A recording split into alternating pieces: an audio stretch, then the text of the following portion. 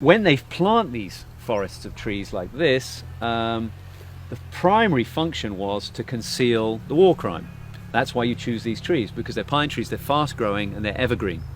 So they quickly cover up the war crime. They're planted by this organization I've mentioned before, this Zionist charity, the Jewish National Fund. The Jewish National Fund's role here is to enforce the dispossession of the refugees and to enforce a war crime. Much of the money that was raised by the Jewish National Fund, tax-deductible money that was raised, charitable money, was used to plant these forests. Now, there are 3 destroyed villages up on the Carmel mountain, that's why there's a forest there, just like there was here.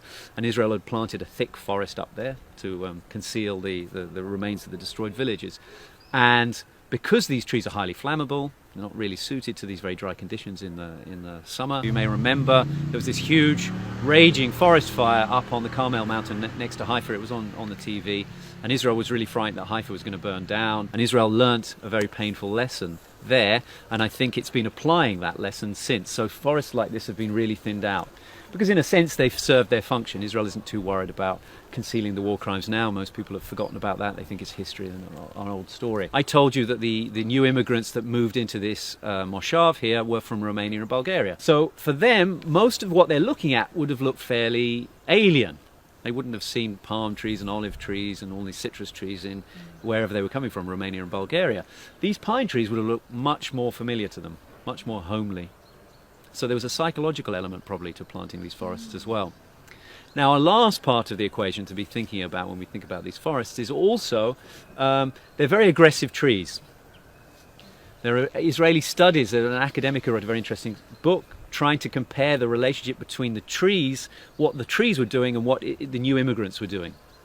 They're doing something very similar. They're both Judaizing the land quite aggressively to dispossess Palestinians. And it's interesting, these kinds of trees, pine trees, the pine needles, when they fall to the ground, they acidify the soil, making it inhospitable to other kinds of plants. And there were olive trees, there were citrus trees, there were nut trees, pecans, walnuts, almonds, cherry trees, pomegranate trees, carob trees.